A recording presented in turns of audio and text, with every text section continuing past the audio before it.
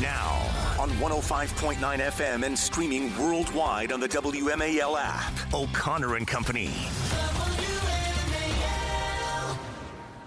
It's 8:07 as we plow through this very busy Monday morning in your nation's capital. Thanks for tuning into O'Connor and Company. Coming up in 30 minutes, we're going to check in with our pal Kurt Schlichter. Now, he, of course, is an author and columnist and political commentator, but he spent decades in the United States Army, the National Guard. He was deployed several times in the state of California, including the 1992 riots. So we're going to get his perspective on what we're seeing in the City of Angels right now. It's Larry O'Connor alongside Julie Gunlock. Good morning, Julie. Good morning. Joining us now is Cully Stimson. He's Senior Legal Fellow at the Heritage Foundation. He's a former prosecutor, co-author, by the way, of Rogue Prosecutors, How Radical Soros Lawyers Are Destroying America's Communities. Los Angeles is one of those communities, by the way. I know that former DA Gascon, George Gascon, plays a big part in your book. So we wanted to check in with you, Cully. Thanks for joining us. Always a pleasure, guys. Good morning.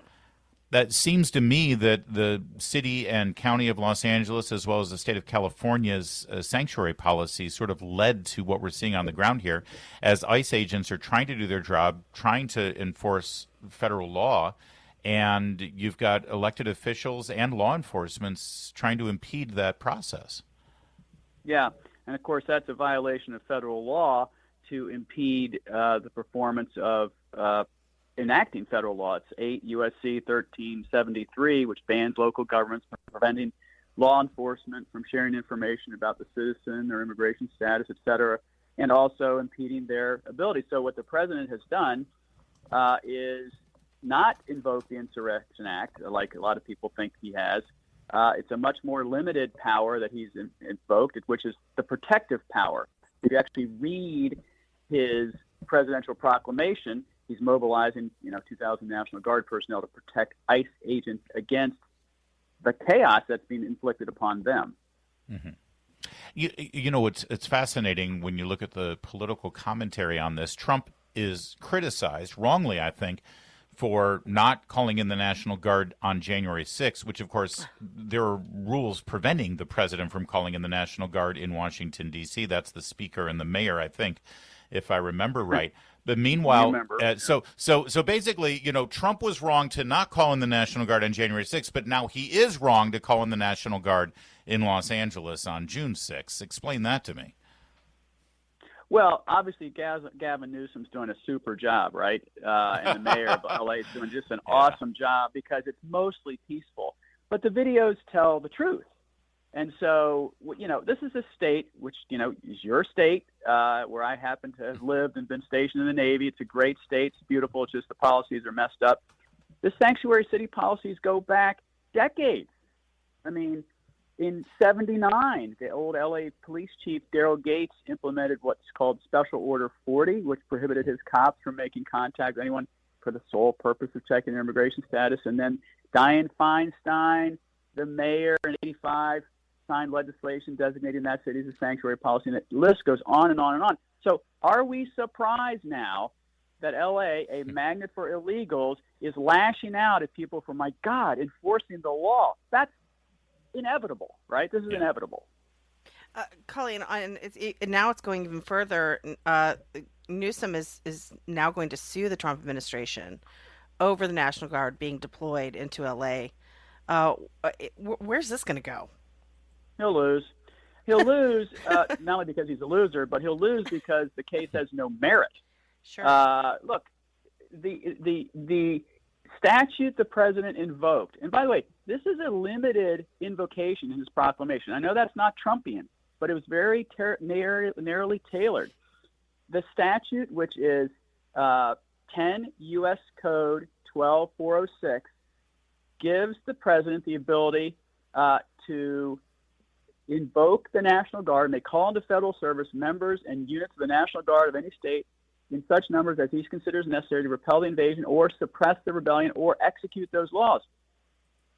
He's not invoking the Invasion Act or anything like that. He's simply protecting the federal agents who are being wilded upon by criminals.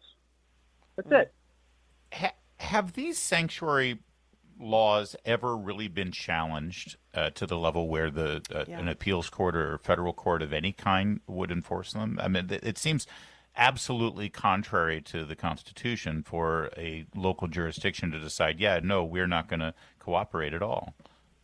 They have, and they haven't been wildly successful. And that's why I wrote about this piece in Fox News about this Operation Guardian Angel, because until this Trump 2.0 administration, when ICE agents and others were trying to pick up criminal illegal aliens who were being let out of local jails after they finished their sentence, the local officials just wouldn't cooperate. They had a local law or state law that said, no, we're not cooperating. And this happens in sanctuary cities around the country. So this Operation Guardian Angel sort of trumped them, no pun intended, by getting judicial warrants instead of administrative warrants. So you have a judge signing off on a specific arrest of a specific individual who the U.S. attorney in L.A. has figured out a way around it. And now a lot of U.S. attorneys around the country under Trump 2.0 are doing that. So they're getting around the sanctuary city scofflaw laws. But the problem is you're doing it on a case-by-case basis, which is completely inefficient. Now, it's the only way to do it, but it's inefficient. There's also been a showdown between Tom Homan and Gavin Newsom. Tom Homan has said, listen, the governor, the mayor, based on their decisions and based on their orders, are impeding federal law enforcement and putting them in danger. I mean, we've all seen the videos of these concrete blocks being thrown at law enforcement vehicles. Right. Homan said, we'll arrest you. Newsom said, yeah, bring it on. Come arrest me, Tom. How does that play out? And is there precedent for that sort of thing? Well, look at the judge up in the Midwest who actively participated in making sure the ICE agents couldn't arrest the guy who was a criminal illegal alien in her courtroom. Same thing with the judge up in Boston years ago. We wrote about all of those things at Daily Signal and elsewhere. So, look, Holman's right. The Newsom suing the president for this invocation, it's going to lose because it's a non-justiciable political question. It is not within the courts to decide when the president appropriately invokes, very narrowly, by the way, protecting federal agents. And Holman's right, when people are actively, not just exercising the First Amendment rights, when they're actively taking actions that prevent the enforcement of federal law, then that is a violation of federal law, and they can be prosecuted for that. So Newsom better watch out what he asks for. He just might get it.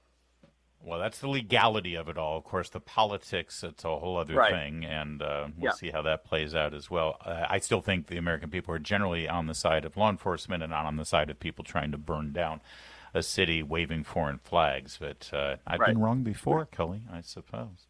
Never, Larry. Come on. No, that's not true. Hey, thanks for joining us. Great stuff. And it's your book, Rogue Prosecutors, How Radical Soros Lawyers Are Destroying America's Communities. It continues to be relevant every single day. That's quite an astounding feat, considering you wrote the book over a year ago. But we appreciate you joining us on these issues. Thank you.